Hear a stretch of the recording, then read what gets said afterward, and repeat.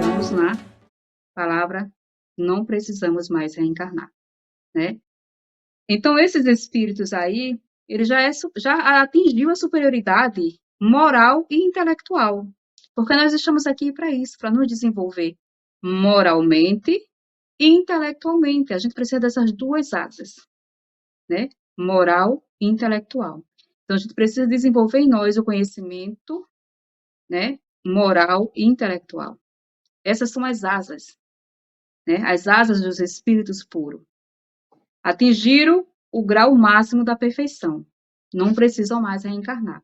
Porque a reencarnação, né? A reencarnação é justamente para isso, para que a gente esteja aqui nessa escola, né? Ou em outro planeta, seja lá encarnado, para adquirir conhecimento, para nos despojar da ignorância, para a gente desenvolver, né, a nossa superioridade moral e intelectual. Então, a gente precisa se desenvolver moralmente e intelectual. Se eu chego aqui na Terra e foco somente no intelectual, eu vou precisar voltar para desenvolver o conhecimento moral.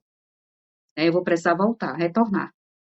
Se eu chego aqui e foco somente em estudar, preciso focar nisso, que eu preciso desenvolver o conhecimento intelectual, mas eu preciso também desenvolver o moral. Por isso que é tão importante a gente dar um pouco, né, um pouco de prioridade para o conhecimento moral, para desenvolver o nosso conhecimento moral, buscar conhecimento espiritual que nos ajuda a desenvolver a nossa conduta moral. A questão 919, Santo Agostinho complementa a questão oferecendo o resultado de sua própria experiência. Fazei o que eu fazia quando vivia na terra. Ao fim de cada dia, interrogava a minha consciência. Passava em revista o que havia feito e me perguntava a mim mesmo se não tinha faltado ao cumprimento de algum dever e se ninguém teria motivo para se queixar de mim, né? Foi assim que cheguei a me conhecer e ver o que em mim necessitava de reforma. Então, aqui nessa questão 919, né, Santo Agostinho nos diz aí o que foi que ele fez, né? Ou seja, está nos dizendo o que fazer. Que a gente se questione, que a gente se pergunte, como é que foi o nosso dia? Né? O que eu fiz de bom? As pessoas que convivem comigo, que compartilham comigo a existência, em casa, no trabalho, no curso, né? No estudo, na escola, seja lá onde a gente habite durante o nosso dia, será que elas não têm algo contra mim? Né? Será que eu não deixei a desejar? Não deixei de estender a mão? Não entrei na sintonia e discuti? Não fiz algo que desagradou? Como é que foi o meu dia? Será que eu tive um progresso bom hoje? Ou amanhã, né? Eu preciso reparar alguma das coisas que deixei pendente hoje, né? Então, a gente precisa se policiar. A gente não pode viver de qualquer jeito, dia após dia, vivendo sem se preocupar com isso, sem se preocupar se estamos melhorando ou não. O esforço é nosso. O pastor conduz seu rebanho, mas são as ovelhas que andam com as próprias pernas. Essa é uma mensagem de Emmanuel. Então, o pastor, né, ele conduz as suas ovelhas, mas elas precisam também andar com as suas próprias pernas, né? Então, Jesus, ele veio nos trazer um manual de instrução, né? Ele disse, ninguém vai ao Pai senão por mim. Ele trouxe para nós todos os ensinamentos necessários para que a gente alcance esse último degrau de espíritos puros. Jesus trouxe todo o conhecimento necessário, né?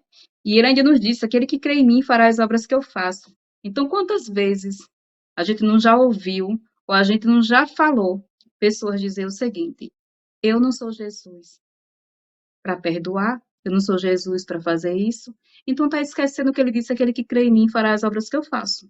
E aí, você crê ou não crê? Né? A gente precisa se perguntar muitas vezes, se a gente está colocando em prática os ensinamentos do Cristo, ou a gente está lendo apenas porque acha bonito? né, para dizer apenas, isso aqui é lindo, mas só Jesus mesmo para fazer. Ele disse que a gente poderia fazer.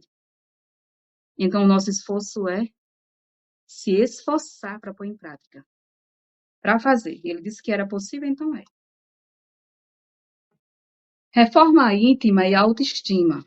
Não esqueça que mais importante que a severidade da disciplina com nossas imperfeições é a alegria que devemos cultivar com nossos pequenos triunfos e nossas tenras qualidades. A alegria é fonte de motivação e bem-estar para todos os dias, né? Então, assim, mais importante do que trabalharmos em nossa reforma íntima, né, é a gente também, nunca esqueça que mais importante que a severidade da disciplina com nossas imperfeições é a alegria, que devemos cultivar com os nossos pequenos progressos, né? Então, assim, todos nós, quando a gente olha para dentro da gente, quando a gente olha para a nossa trajetória anterior, para tudo que já vivenciamos, né, a gente vê que já progredimos.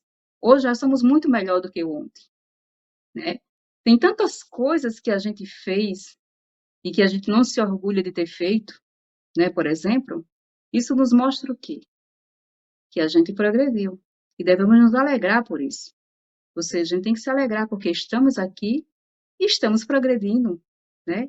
Estamos nos melhorando. Então, se hoje eu desencarno, já não vou mais voltar como eu cheguei aqui, né? Aquela criatura de antes já não é a mesma de hoje, né? Então, assim, é uma alegria saber que mudou, saber que se modificou alguma coisa dentro de você. Precisamos nos alegrar e não nos entristecer diante das imperfeições que ainda temos, né? As imperfeições que ainda temos, devemos trabalhar para modificá-las,